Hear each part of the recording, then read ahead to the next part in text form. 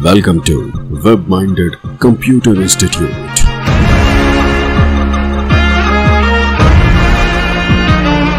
Then like, subscribe and share.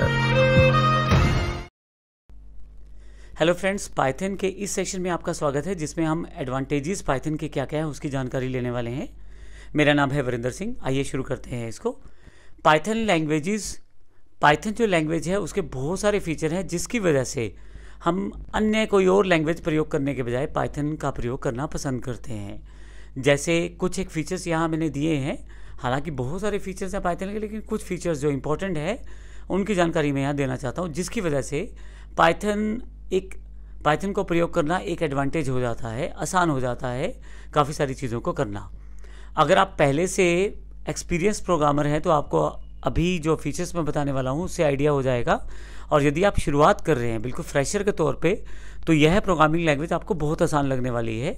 अगर आप इसके बजाय C++ या जावा सीखते हैं तो थोड़ा सा वो टिपिकल रहता है, लेकिन यहाँ पाइथन बहुत ही सिंपल लैंग्वेज है सीखने के लिए और उसमें कार्य करने के लिए भी। तो आइए शुरू करते हैं एडवांटेजेस के बारे में।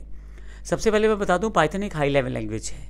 हाई लेवल लैंग्वेज का मतलब ये है कि आप सिंपल इंग्लिश वर्ड्स का प्रयोग करें और पाइथन उसे इंटरप्रेट करके कंप्यूटर की भाषा में उसे समझा देगा। तो इसका अर्थ ये हुआ कि बड़ी आसानी से आप केवल इंग्लिश के कीवर्ड्स का प्रयोग करते हुए पाइथन की प्रोग्रामिंग कर सकते हैं। इसीलिए ये बड़ी आसान हो जाती है सीखने के लिए भी और कार्य करने के लिए भी। सबसे इंपॉर्टेंट बात है कि जो इसका सिंपल और user friendly data structure segment है वो बड़ा सिंपल है, अर्थात आप बड़ी आसानी से प्रोग्रामिंग कर सकते हैं। कोई टिपिकल ब्रैकेट सिस्टम नहीं है इसमें, किसी भी तरह से इसमें बहुत ज़्यादा रूल्स को फॉलो नहीं करना। आपको जो पाइथन के बेसिक रूल हैं बस उन्हीं को फॉलो करना है। एक रिजिड प्रोग्रामिंग की तरह प्रोग्रामिंग नहीं करनी इसमें, आपको सिंपल प्रोग्रामर्स की तरह प्रोग्रामिंग करनी है जो बड़ी आसानी से आप कर पाएंगे।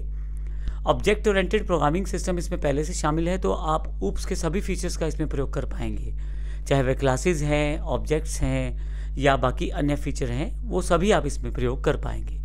जैसे एक इंपॉर्टेंट फीचर है रीयूजेबिलिटी, तो आप कोडिंग करके उसको रीयूज़ कर सकते हैं, वह फीचर ऊप्स का ही इंपॉर्टेंट फीचर है। पाइथन एक पोर्टेबल लैंग्वेज है और इंटरेक्टिव लैंग्वेज है, और आप इनको डिफरेंट डिवाइसेस और डिफरेंट ऑपरेटिंग सिस्टम और डिफरेंट प्रोग्राम के साथ कार्य कर सकते हैं। पाइथन का important feature third party modules का अवेलेबल होना है। जब से पाइथन बना है तब से थर्ड पार्टी मॉड्यूल्स का इसको बहुत सारा बेनिफिट मिलता रहा है। तो आप पाइथन जो आप प्रोग्रामिंग करते हैं उसके बहुत सारे प्री क्रिएटेड मॉड्यूल्स आपको मिल जाते हैं जिनका प्रयोग करके आप अपनी प्रोग्रामिंग को और आसान बना लेते हैं।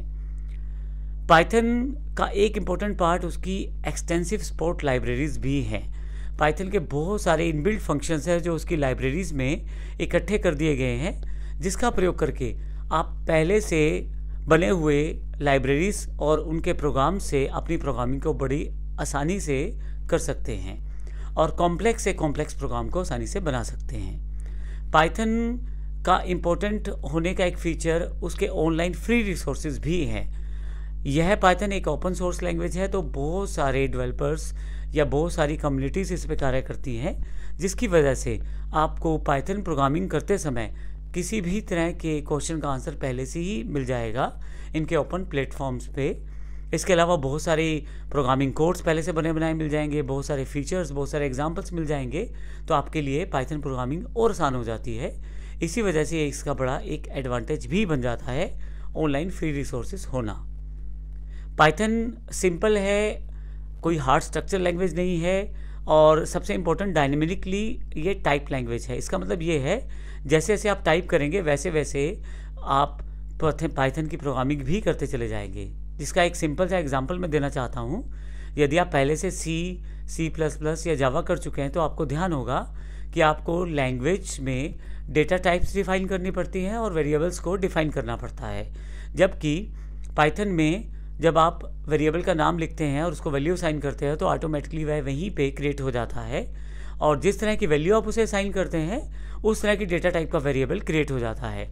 पर्टिकुलरली आपको किसी भी डेटा टाइप को मेंशन करने की ज़रूरत नहीं रहती। डिफ़ॉल्ट पाइथन का स्ट्रक्चर ही कुछ इस तरह का है कि आप जिस तरह की वैल्यू देंगे उस तरह के वेरिएबल को वह खुद ही क्रिएट कर देगा और आप उसका प्रयोग कर सकते हैं। डिफरेंट ऑपरेटिंग सिस्टम पे भी, अक्रॉस ऑपरेटिंग सिस्टम प्रोग्रामिंग के लिए भी आप इसका प्रयोग कर सकते हैं। यानी कि लाइनक्स है या ऑपरेटिंग सिस्टम है या हम यूनिक्स प्रयोग कर रहे हैं या विंडोज़ का प्रयोग कर रहे हैं या मैक का, वहाँ पे पाइथन प्रोग्रामिंग के द्वारा बनाए गए प्रोग्राम का प्रयोग कर सकते हैं।